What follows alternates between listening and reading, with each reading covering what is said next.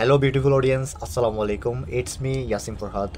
Today we learn very interesting topic. It's stomach. So let's get started. So stomach জিনিসটা কি সেটা জানার আগে আমাদের এইটার ডেফিনেশনটা দেখতে হবে, ঠিক আছে? তো স্টোমাকের ডেফিনেশনটা আমরা একটু দেখিনি। What is stomach? The stomach is A J shape, অর্থাৎ জে এর মতো দেখতে জিনিসটা, অর্থাৎ এর স্ট্রাকচারটা হচ্ছে যে যেরকম, অর্থাৎ আমাদের ইংলিশ লেটারগুলোর মধ্যে যে লেটারটা আছে এটার মতো দেখতে। তাহলে let's say the J shape muscular bag, এটা একটা হচ্ছে মাস্কুলার মাসেল দ্বারা তৈরি মাস্কুলার ব্যাগ, একটা ব্যাগ। এখানের মধ্যে অনেক জিনিস আমার কি থাকে, স্টোর থাকে, এই জন্য এটাকে বলা হচ্ছে muscular bag. In the upper abdomen, upper মানে উপরে, অ্যাবডোমেন তো চিনেন আমাদের চেস্টের নিচে যে রিজনটা, এটা হচ্ছে অ্যাবডোমেন রিজন, ওকে? অর্থাৎ ডায়াফ্রামের নিচ থেকে যে রিজনটা আসছে এটা হচ্ছে আমাদের অ্যাবডোমেন রিজন। তাহলে abdomen, upper abdomen that stores, যেটা কী করে স্টোর করে জমা রাখে food mix it with gastric juice. তাহলে ফুডকে প্রথমে কী করে, এটা ফুডকে স্টোর করে এবং মিক্স করে, কিসের সাথে মিক্স করে? গ্যাস্ট্রিক জুসের। গ্যাস্ট্রিক জুস মানে কি, আমার এই স্টোমাকের মধ্যে, স্টোমাকের ভিতরে কতগুলো কী থাকে, আমার জুস থাকে, অর্থাৎ রস থাকে। হ্যাঁ, এটাকে বলা হয় স্টোমাকের অপর নাম। কি বলছিলাম? স্টোমাকের অপর নাম বলছি গ্যাস্ট্রিক। তাহলে স্টোমাকের ভিতরে যে রসগুলো থাকে সেগুলোকে বলা হয়, বা যে জুসগুলো থাকে সেগুলোকে বলা হয় আমার গ্যাস্ট্রিক জুস, ওকে? আচ্ছা, অ্যান্ড বিগেন্স দ্য ডাইজেশন। এই জুসগুলোর সাথে আমার কি হয়ে মিক্স হয়ে এগুলো কি হয়, ডাইজেশন হয়, অর্থাৎ ডাইজেস্ট হয়, পরিপাক হয় অফ প্রোটিন পরিপাক হয়। কেন শুধুমাত্র প্রোটিন কেন এখানে? কারণ এখানে আমার স্টোমাকের মধ্যে কারণ এটা হচ্ছে একটা অ্যাসিডিক সেক্টর। এই অ্যাসিডিক সেক্টরের মধ্যে আমার কার্বোহাইড্রেট, ফ্যাট এগুলো কি হতে পারে না, ডাইজেশন হতে পারে না, কারণ এখানে এনজাইম নাই। ডাইজেশন হওয়ার জন্য কার্বোহাইড্রেট, প্রোটিন, ফ্যাট এগুলো আমার ডাইজেশন হওয়ার জন্য এনজাইম নাই। এখানের মধ্যে আমার পেপসিনোজেন এনজাইম থাকে। এই পেপসিনোজেন এনজাইমটা পরবর্তীতে হাইড্রোক্লোরিক অ্যাসিডের সাথে বিক্রিয়া করে পেপসিনে পরিণত হয়, ঠিক আছে? তাহলে আমার এখানে কি হয়, ডাইজেশন হয় কিসের? প্রোটিনের। বিফোর, আগে, কিসের আগে? Passing into the small intestine. Small ইন্টেস্টাইনে এখানে যে খাদ্যনালীগুলো এখানে আসবে, এখানে এসে যে কোথায় যাবে, ডিউডেনামে যাবে। তাহলে ডিউডেনামে যাওয়ার আগে এখানে কি হবে, আমার প্রোটিনটা ডাইজেশন হবে, বোঝা গেছে? আচ্ছা, তাহলে এর লোকেশনটা আমরা যদি দেখি, স্টোমাকের লোকেশনটা কোন জায়গায়? Lights in the upper left side. এটা আমার দেহের লেফট সাইডে থাকবে। কোন রিজনে? অ্যাবডোমেন রিজনে। অ্যাবডোমেন রিজনের মধ্যে লেফট সাইডের আপার পার্টে থাকবে, ঠিক আছে? অর্থাৎ আমার উপরে থাকবে, এর উপরে আমার একটা মাসেল থাকবে, এটা হচ্ছে ডায়াফ্রাম, ঠিক আছে? এর ডান পাশে থাকবে আমার লিভার। আমরা যদি একটু খেয়াল করি, এর আগের পিকটাতে একটু দেখা যাবে, এখানে যদি খেয়াল করেন দেখতে পারবেন, এখানে আমার এর উপরে একটা কি থাকবে, একটা বড় মাসেল থাকবে। এই জায়গায় একটা বড় মাসেল থাকবে, যেটার নাম আমরা কি বলতেছি, ডায়াফ্রাম বলতেছি। হ্যাঁ, এই ডায়াফ্রামটা আমার কি করে, আমার রেসপিরেটরি সিস্টেমকে হেল্প করে, ঠিক আছে? আচ্ছা, এটার ডান পাশে হচ্ছে লিভার, আর অর্থাৎ ডায়াফ্রামের নিচে ডান পাশে হচ্ছে লিভার আর বাম পাশে হচ্ছে স্টোমাক, ঠিক আছে? I think it's clear. তাহলে জিনিসটা আমার কোন জায়গায় থাকতেছে, এটা আমার বিলো দ্য ডায়াফ্রাম, অর্থাৎ ডায়াফ্রামের নিচে, অর্থাৎ আমার ডায়াফ্রামের নিচে থাকতেছে কি, আমার স্টোমাকটা ডায়াফ্রামের নিচে থাকতেছে। আচ্ছা, বিটুইন এসোফেগাস অ্যান্ড ডিউডেনাম, অর্থাৎ এই এসোফেগাসের পরে, আমার এসোফেগাসের পরে এবং ডিউডেনামের আগে, অর্থাৎ মাঝখানে এই জিনিসটা আছে। এটা হচ্ছে এসোফেগাস আর এই জিনিসটা হচ্ছে আমার কি, ডিউডেনাম। এই দুইটা নালীর মাঝখানে হচ্ছে আমার এই মাস্কুলার ব্যাগটা, অর্থাৎ যেটাকে আমরা কি বলতেছি, স্টোমাক বলতেছি।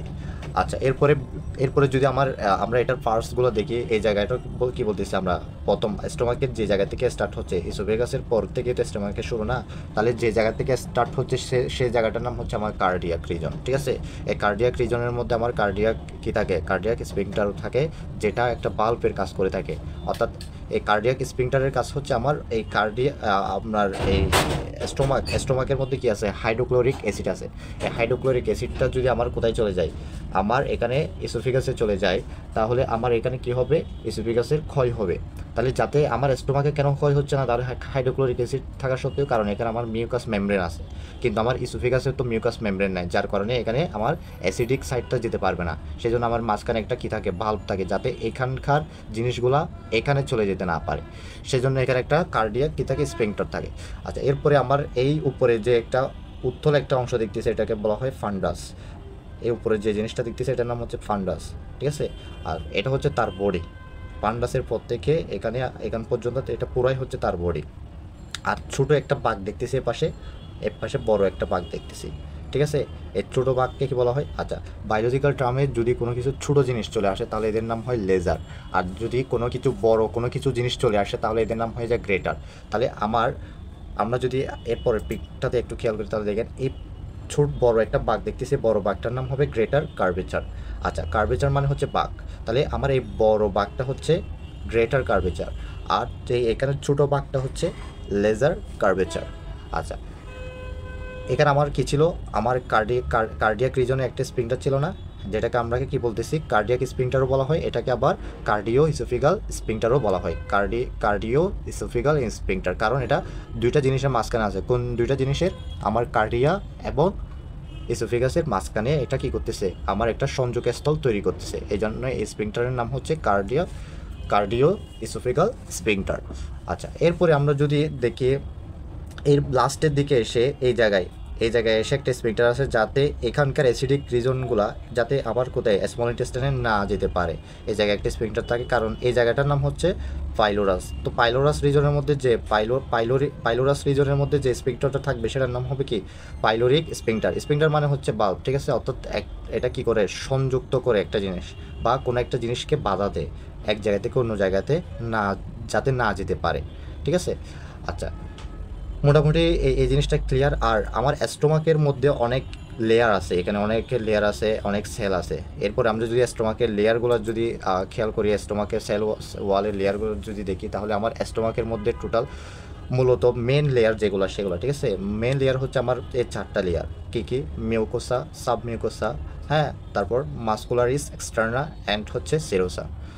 তাহলে আমার মিউকোসাটা কোন জায়গায়? মিউকোসাটা হচ্ছে আমার একদম আপার, অর্থাৎ আমার গ্যাস্ট্রিকের একদম যেটা গ্যাস্ট্রিকের ক্ষেত্রে হবে, যেটা বাইরের দিকে, যেখান থেকে আমার কি শোষণ করবে, খাবার, পানি এবং অন্যান্য পদার্থগুলো শোষণ হবে, এই এই জিনিস দিয়ে শোষণ হবে। কোন জিনিস দিয়ে? আমার মিউকোসা দিয়ে।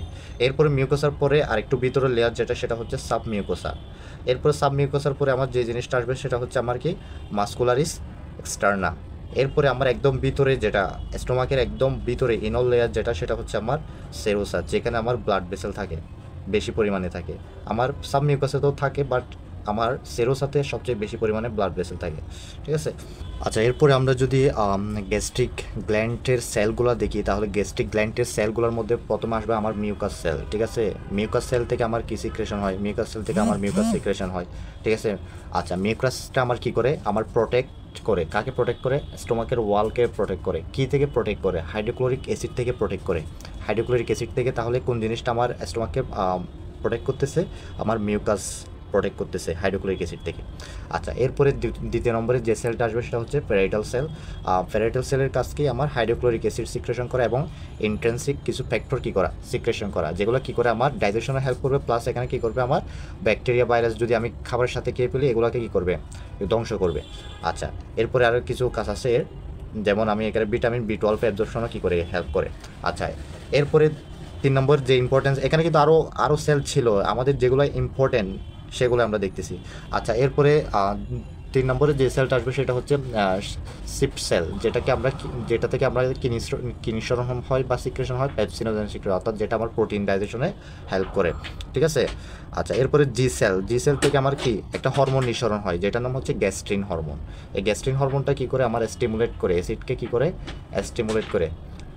আচ্ছা, দেন আমরা যদি এটার ফাংশনগুলো দেখি, অর্থাৎ স্টোমাকের ফাংশনগুলো দেখি, ফার্স্ট অফ অল এর ফাংশন হচ্ছে কি করা? স্টোর করা, ফুডকে স্টোর করা। আমরা যে খাদ্যগুলো খাচ্ছি এগুলো হাইড্রোক্লোরিক অ্যাসিডের সাথে মিক্সার হয়ে কিছুক্ষণ ওখানে থাকবে, কোথায়? স্টোমাকের মধ্যে থাকবে। আচ্ছা, এরপরে কি হবে? এটা আমার কি করতেছে? মেকানিক্যাল ডাইজেশন করতেছে।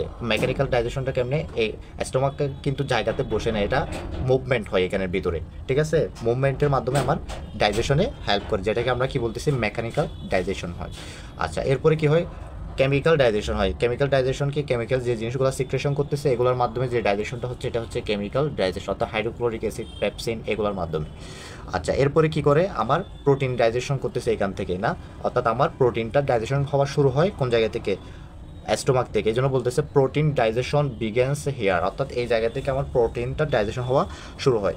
আচ্ছা, এরপরে কি বলতেছে? কিলস ব্যাকটেরিয়া, অর্থাৎ এই হাইড্রোক্লোরিক অ্যাসিডের পিএইচ রেঞ্জ তো অনেক কম, 1 থেকে 2 না, তো এটা অনেক অ্যাসিডিক, সেজন্য এখানে কোনো ব্যাকটেরিয়া ভাইরাস আসলে এরা বেঁচে থাকতে পারে না। এক্সেপশনাল কিছু, অবশ্যই কিছু কিছু বেঁচে থাকে, না হলে তো আমাদের শরীরের মধ্যে আমরা যেহেতু খাবার দিয়ে অনেক কিছু জীবাণু খাচ্ছি, এগুলা সবগুলো মরে যাওয়ার কথা, তাই না? কিন্তু তবুও কিছু কিছু ব্যাকটেরিয়া ভাইরাস এখানের মধ্যে সার্ভাইভ করতে পারে। আচ্ছা, এরপরে আমরা দেখি সিক্রেটসে ইন্ট্রেন্সিক ফ্যাক্টর।